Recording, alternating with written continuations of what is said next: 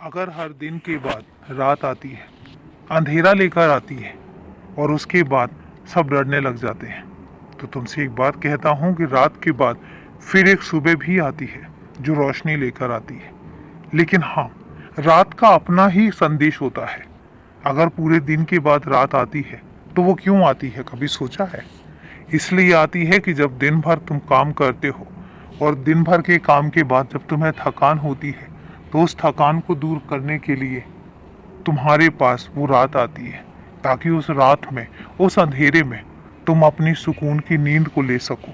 तुम सुकून से अपने बिस्तर पर कुछ सुनहरे सपने देख सको। इसलिए वो रात आती है।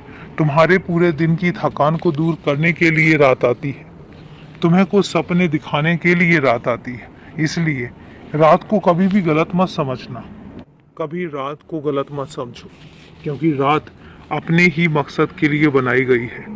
मैंने कोई भी चीज़ ऐसी नहीं बनाई है जो अपने मकसद में कामयाब ना हो। हर चीज़ एक मकसद के साथ आती है और मकसद के लिए आती है।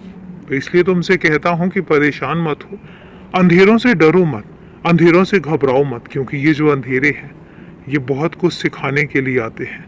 तुम्हें एक सुकून देने के लिए आते हैं कि तुम अपने उजालों में जितनी मेहनत करते हो, उस मेहनत की थकान को दूर करने के लिए वो तुम्हारे पास आते हैं। इसलिए अंधेरों से कभी घबराना मत। और बाकी मैं तो बैठा हूँ ना, और एक बात तुमसे कहता हूँ कि तुम मेरे बच्चे हो और तुम्हारी हर परेशानी को मैं बहुत अच्छे तरीके से देखता भी हूँ, समझता भी हूँ और फिर उसका समाधान भी निकालता हूँ।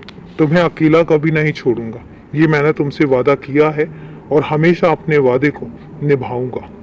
मैं तुमसे कहता हूँ कि मेरे बच्चे, मैं जानता हूँ तुम्हारे लिए क्या भला है, क्या बुरा है, और इसलिए तुम निश्चिंत रहो।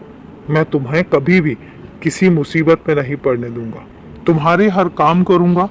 और मैं इतना कहता हूँ कि तुम सिर्फ और सिर्फ श्रद्धा रखो, सबूरी रखो, और इसके अलावा सब कुछ मुझ पर छोड़ दो।